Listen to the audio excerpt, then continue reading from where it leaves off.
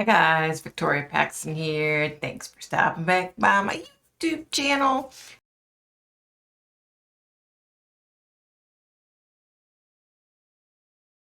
And don't forget, you guys, on Friday night at 7:30 p.m. Eastern Standard Time, I do Friday Night Live, where we get on there and we talk about cases and we have a lot of fun. I have my group of regulars, and then I've got all these new people coming in now, and I don't do readings that night. It's just more of a relaxed, chill, I get to relax and chill and talk to people and hang out, so we'd love if you joined us. It's on YouTube on my channel, Friday Night Live, 7:30 p.m. Eastern Standard Time.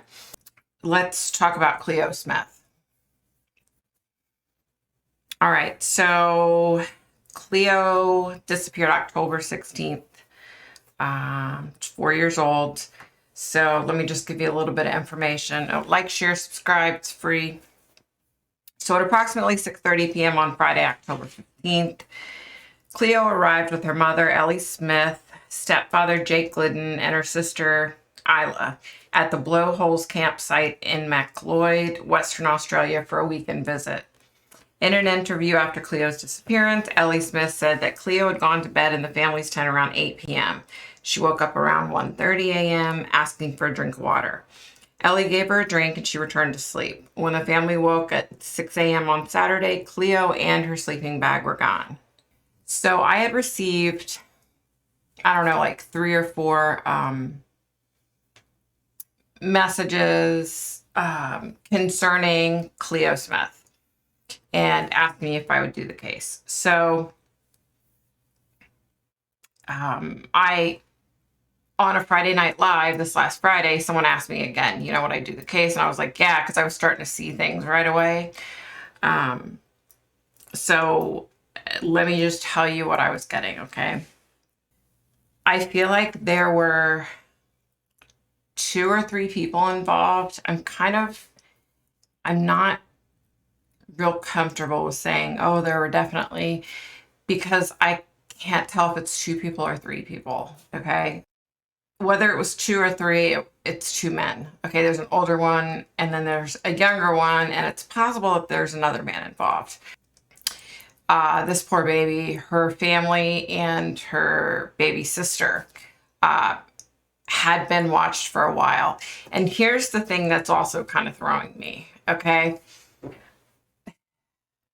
I, for whatever reason, am getting that the baby was supposed to be the one. So apparently, this couple have another child, a baby, which is Cleo's sister. And for whatever reason, I think they were the guy who was in charge, who I feel like is the older man I'm seeing. He actually wanted the baby, not Cleo. But something got confused. Someone got confused, whether it was the one guy or whether there was another guy also. I'm not sure. I think there were 2 young guys and an older guy, okay? But I'm not 100% on that. So here's the other thing. I feel like, so apparently Cleo had woken up at 1:30 in the morning and asked her mom for water, for a drink. I think this one younger guy, maybe a second younger guy, were attempting to abduct her then. And I think it startled her. She kind of woke up. How do I say this? So I think, everybody was asleep. And I think they unzipped the tent and they went in to get the child. And for whatever reason, it woke Cleo up. Okay, that's what I am seeing. I don't think her parents were involved. I know that's, in the majority of cases, in a lot of the cases like this, the parents are involved. Okay, I don't feel like, and I don't know for sure, but isn't it like her mom and then her mom's boyfriend or her mom's husband. Like, I don't think this man, what's his name? Jake Glidden. I don't think, like, he's not her biological dad. So I don't know if he's married to the mom, to, or if they're just dating. But I really don't think they're involved. I could be totally wrong, but I don't feel like they're involved. And I don't also, listen, I don't feel like it's human trafficking. I feel like it is, but it's not like, how do I explain this? It's not like a big, huge international ring of human trafficking. I don't think she's involved in this. I feel like this older man likes to harm kids and videotape it. And I feel like he has a clientele that also likes this, and that's how he makes money. Okay. I think the one young guy that physically grabbed her, I think he has some kind of like addictions. And I think that he runs his mouth a lot. So I don't know if it's when he gets drunk or when he gets high, but he runs his mouth. And I think people have heard him run his mouth about this. And maybe they just haven't realized he's talking about Cleo. Yeah. Also, I feel like there were a ton of people at this campground.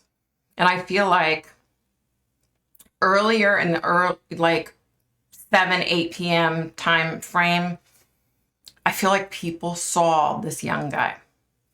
I feel like they saw him kind of loitering around like he was out of place, but nobody really paid much attention to him. You know what I mean?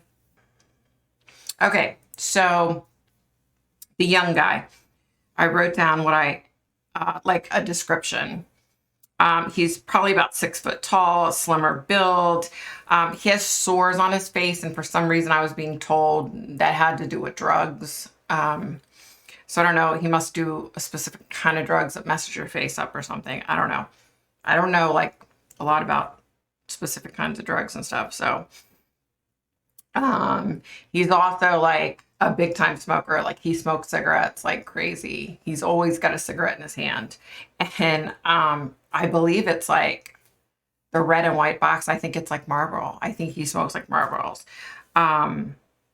Like I said, I think people saw him that night, the night before he actually abducted her. People saw him. Okay. This is the other thing. I was seeing an older black pickup truck being connected with this young 6 foot tall guy. Okay. I don't know if it's his truck, but I'm seeing him connected to this truck. So, or maybe it's somebody else's and he's driving it. It's an older pickup truck. It's got, dents in it here and there. Like it's not in great shape. Okay. Also, I was seeing like I was seeing an older van, and for some reason I think the older van is connected to both the older gentleman and this young skinny dude with the sores on his face. I think he's the one that actually abducted Cleo. Yeah. So this van, it's got like, the front windshield and the driver's side and passenger side, windows right here. But then from here back, so after the front seat, there's a front seat. And then from there back, there's no windows. Now, when you go around the back of the truck, there's like, 2 doors that open. There's a window there and a window there. So it's like a work type, I think they call it like a cargo type van, if I'm not mistaken. Yeah, I think the van is like white. This is hard to explain. I think it's white, but it also kind of looks like it's like a grayish, silverish color. So maybe it's just, the paint job or something. I don't know, but it's definitely, the van definitely has issues. It's older and it definitely has issues. So, you know, I think one of the biggest things is people, sorry you guys, it's hot as crap in here. People actually saw this young skinny dude kind of hanging around the campground. But I feel like he was like, you know, he was doing a pretty good job. Sorry, you guys, I am pouring sweat. Okay. Sorry. Okay. So he was doing a good job just kind of like trying to, you know, kind of fit in. And people were busy doing their own thing. They weren't really paying attention to him. You know what I mean? And, you know, there may be people that now, days and days later, after this poor child's went missing, they're like, oh, wait a minute. You know what? I remember seeing that. You know what I mean? So if anybody happens to see this and they were at that campground that night, even if it's nothing, it could be something. You need to call. Always call people. Call the police always. If it's nothing, it's nothing. No harm, no foul. But it could be something. You know what I mean? And I do feel like, like I said, this guy runs his mouth. He gets drunk or high and he likes to run his mouth and brag. I feel like, okay, here's the thing where I was saying, I didn't know how many people were involved. Okay. I feel like this young guy has done the same thing for the older gentleman. Okay. But I feel like he's done it when he's done it before. He did it with this other guy too. Another young guy that he kind of like is buddies with or hangs out with. That's why I'm torn. Like in this specific case, I don't know if that guy helped him or not. You know what I mean? Like I definitely know the older gentleman. I definitely know the young, tall, skinny dude. But I'm not sure. I think there might be a third person kind of involved. Like I said, this young guy likes to run his mouth. So I don't know if it's when he gets drunk or high or what, but he likes to run his mouth and brag. He is the type of person that because of addiction, he would probably do anything. You know what I mean? To get money. Yeah. So again, I don't think the mom and dad were involved. If I'm wrong, I'll be the first one to do a video and, you know, and apologize. But I actually think it's a good thing the parents aren't involved. You know what I mean? I mean, this poor child, she's absolutely adorable. Unfortunately, I feel like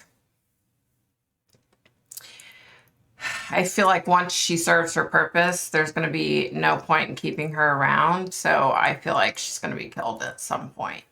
And like I said, I feel like this old guy has done this before. Like he has, you know, planned this and had somebody carry it out for him before. Again, he's a sicko. He's a piece of, you know what? So, and he has other people that are just like him, that are just as sick and twisted as him, that partake in watching videos of poor babies being harmed. So yeah, it's pathetic, you guys. But anyway, so be nice, be kind, stay safe, stay healthy, stay happy. Okay, guys. That about does it for me. Bye, guys.